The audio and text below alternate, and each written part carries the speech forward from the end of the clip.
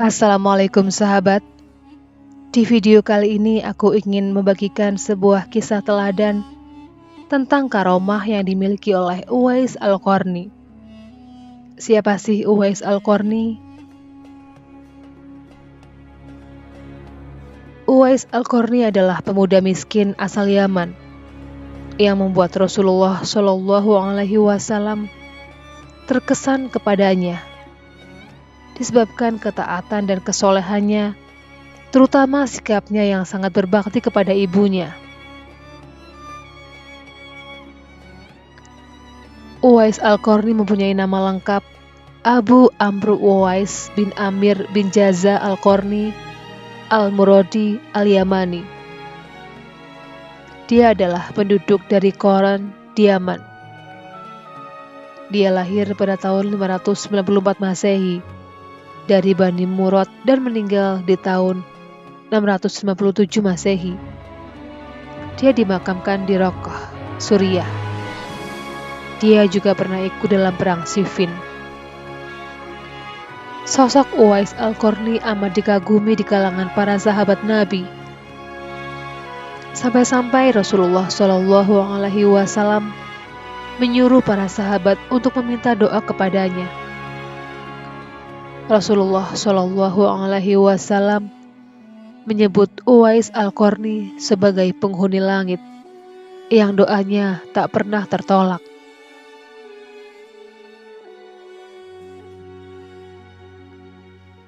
Dalam sebuah hadis yang diriwayatkan Muslim, Rasulullah Shallallahu Alaihi Wasallam bersabda bahwa sebaik-baik tabi'in atau pengikut adalah seorang laki-laki yang biasa dipanggil Uwais.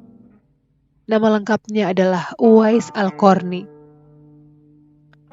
Dia seorang yatim dan hanya tinggal bersama ibunya yang sudah tua dan lumpuh di Yaman. Dan Allah pun menganugerahi karomah untuknya. Inilah karomah yang dimiliki oleh Uwais.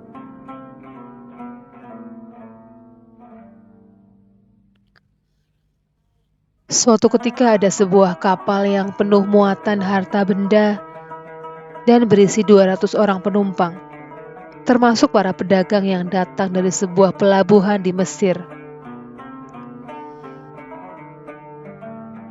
Ketika kapal itu berada di tengah lautan, tiba-tiba petir menyambar dan kapal itu pun terombang-ambing di atas air lautan yang luas hingga menyebabkan kapal itu hampir tenggelam.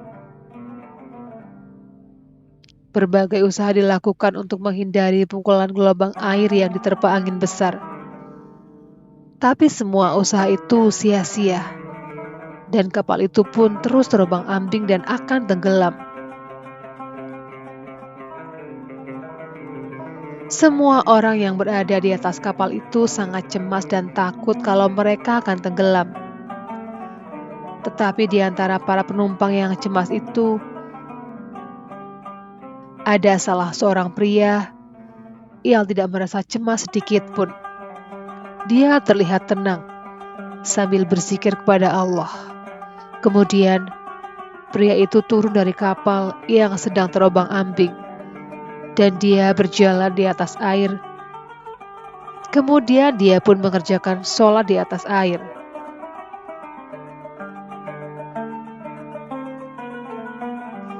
Melihat pria itu berjalan di atas air tersebut, maka beberapa orang pedagang yang bersama-sama dalam kapal itu berkata, "Wahai wali Allah, tolonglah kami. Janganlah tinggalkan kami," kata para pedagang. Namun pria itu tidak memandang ke arah orang yang memanggilnya. Kemudian para penumpang kapal itu pun memanggilnya lagi. "Wahai wali Allah, tolonglah kami. Jangan tinggalkan kami," teriak penumpang yang lainnya. Dan di perkataan yang kedua ini, pria itu pun menoleh ke arah orang-orang yang memanggilnya dan berkata, "Ada apa wahai tuan-tuan?" Jawab pria itu, seolah-olah pria ini tidak mengetahui apa yang sedang terjadi.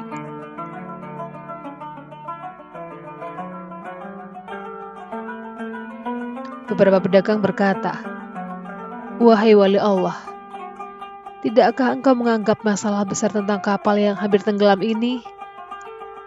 Tanya salah seorang penumpang.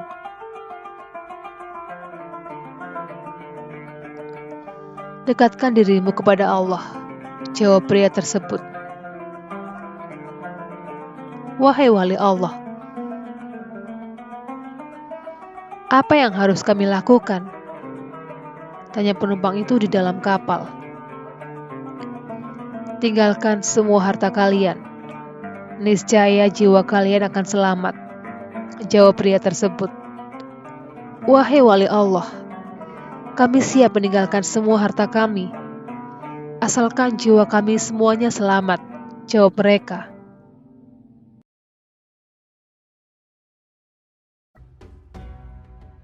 "Turunlah kalian semua ke atas air dengan membaca bismillah," ajak pria tersebut. Maka sambil membaca bismillah, satu persatu mereka turun ke atas air dan berjalan menghampiri wali Allah yang sedang duduk di atas air sambil berzikir. Tak berapa lama kemudian, maka kapal yang menanggung muatan seharga ratusan juta itu pun tenggelam ke dasar laut. Dengan demikian, maka habislah semua harta benda perniagaan yang mahal-mahal itu terbenam ke dalam laut. Penumpang pun menjadi bingung dan tak tahu apa yang harus mereka lakukan. Kemudian mereka berdiri di atas air sambil melihat kapal yang tenggelam itu.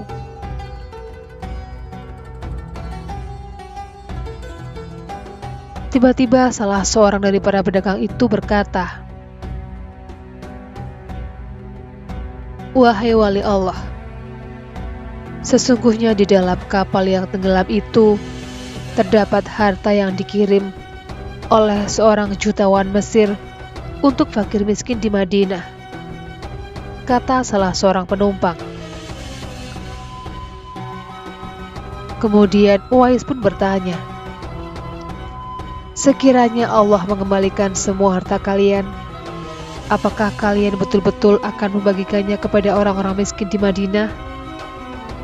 "Betul, Tuan. Kami tidak akan menipu, wahai wali Allah," jawab pedagang. Setelah wali Allah mendengar pengakuan dari para pedagang itu, maka dia pun mengerjakan sholat 2 rakaat di atas air. Kemudian dia memohon kepada Allah supaya kapal itu ditimbulkan kembali, beserta dengan harta-harta dan segala muatan yang ada di dalamnya.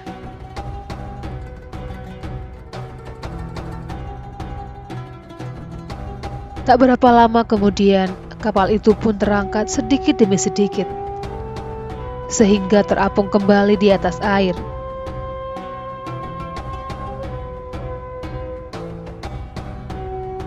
Dan semua barang perniagaan dan lain-lain pun kembali seperti semula, tanpa ada yang kurang sesuatu apapun.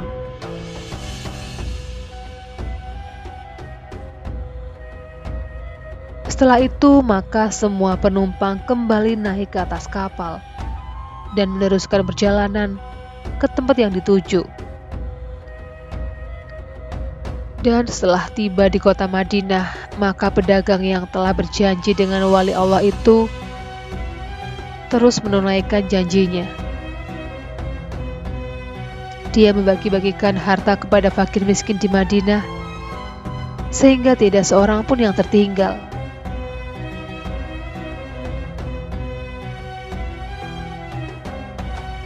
Demikianlah kisah wali Allah yang sholat di atas air dan diselamatkan kapal yang tenggelam bersama segala isinya.